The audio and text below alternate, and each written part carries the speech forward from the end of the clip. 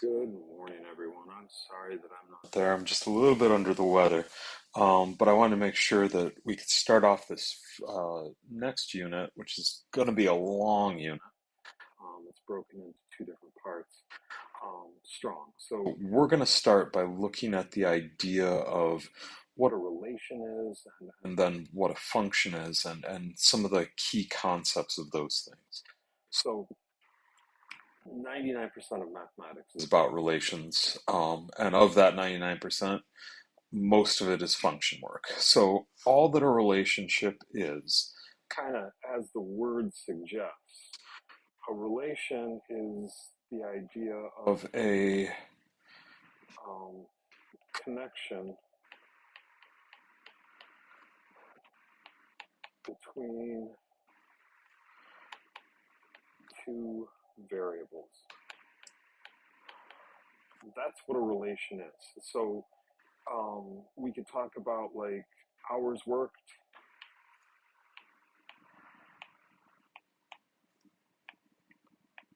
and money earned.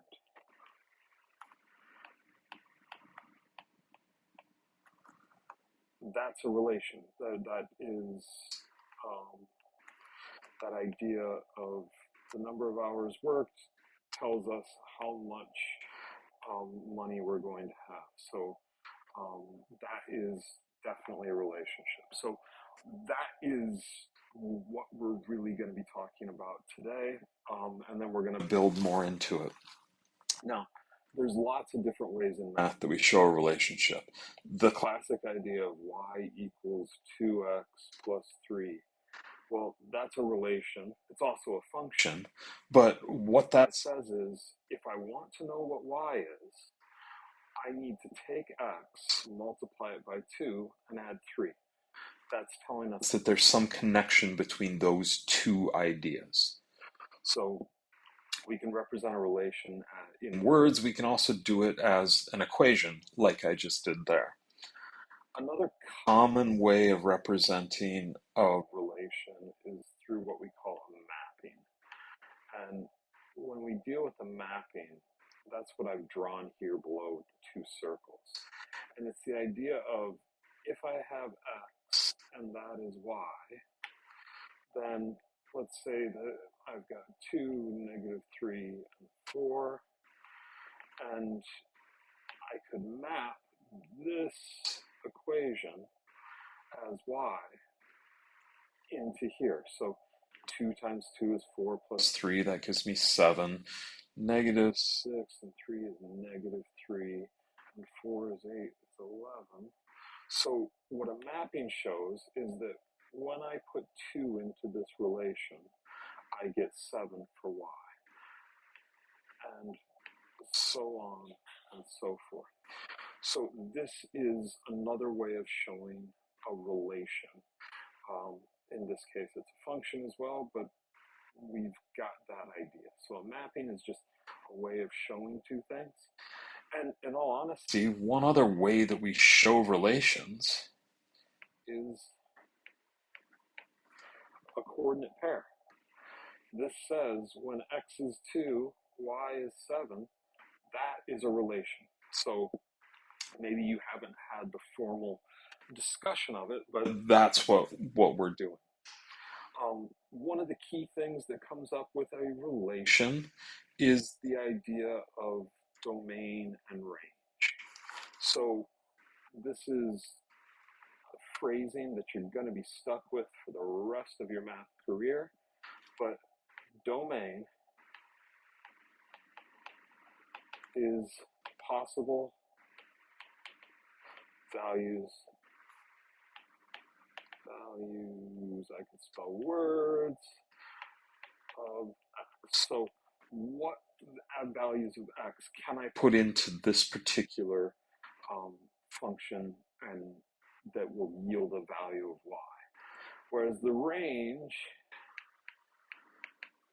if domain is possible values of x, I'm sure you're guessing already that this is going to be possible y values.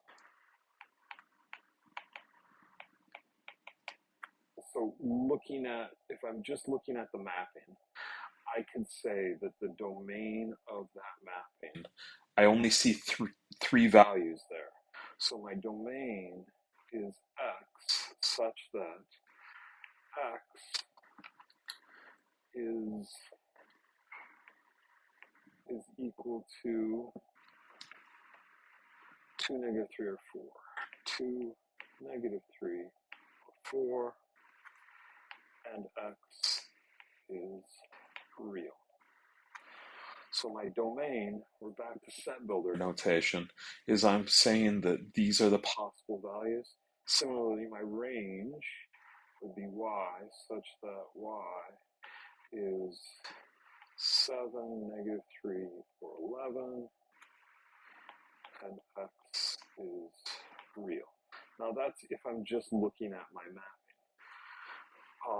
If I was looking at this function in general, if I was just using that, my domain would give me x such that x is real, because I can put any real number into that function. There's no value of x that isn't going to exist. Think about what that would actually look like. That's just a line like that goes on infinitely in both directions. So any value of x can be put in there. Simultaneously, any value of y is also on this domain, or on this range. Okay. I think that's manageable enough. We can kind of extend what we know there, and that's fine. Now, we're going to pivot real quick, and we're going to talk about a special type of relation, which is the most common type of relation that we deal with. And that type of relation is a function. And the key rule for a function is one thing. It's a relation where every value of x only gives us one y value. So no matter what, if I put a value of x in, I'm not getting two y values. In general, the way that we look at these is we can look here, this mapping that we did. Does every value of x only go to one y? Yes. So that means that would be a function. If for some odd reason, and I'm just going to change this up, if for some odd reason I had a value of 1 that went to two different y values, that would mean that this is not a function. Okay, so that's all that we would look for if we're looking at a mapping. If we're looking at a graph, this parabola is a quadratic. Looking at this, does every value of x only go to one y value? Well, looking at it, that certainly seems to be the case. So the way that we check that is something called the vertical line test. Vertical line test. Now, most often I do this with my calculator case, but it's the idea that if I take and I draw lines vertically up, what I'm looking for is how many times do these lines cross the function? And does the function, or do my vertical lines ever cross the function more than once? So this vertical line, when it goes straight up like that, it only crosses the function once. If that's the case, then this is a function. We can look here, the circle that I've graphed here, the circle fails the vertical line test, because if I draw a straight line, there's two values for y with one value of x, right? So that would be, this is not a function, only a relation. And we can look at it with further functions. This is a quartic function, and again, you can see that it passes the vertical line test because there's always a separate value. There's only ever one y value for each x value. This kind of extends to the idea of, we can talk about the domain and range of these functions. Like the domain of this parabola, looking at it, again, this parabola is going to go on forever in both directions. So my domain is going to just be the real numbers. But my range is going to be slightly different, because looking here,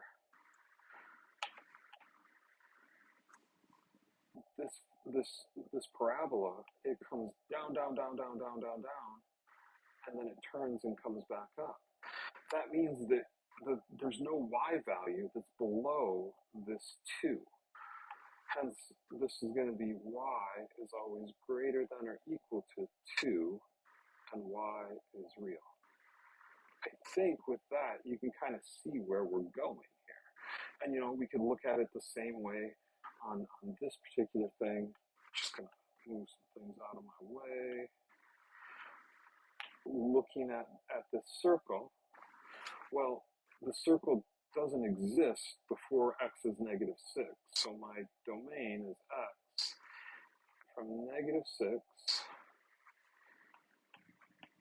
and then all the way to +2, and x is real.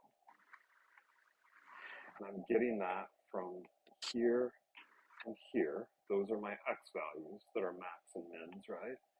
And then I'm going to do the exact same thing, and this time I'm going to look at what is my smallest y value and my largest y value. So y such that it looks like the smallest one is -9, and my biggest one is -1, and y is an element of the real.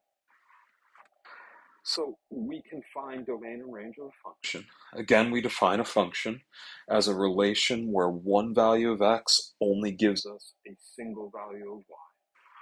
And then we can find our domain and range. And that's really what your task is today. So you're going to get a packet, you're going to get the homework sheet. I know that if you just try this, you're going to be absolutely fine. Good luck, and I'll see you next time.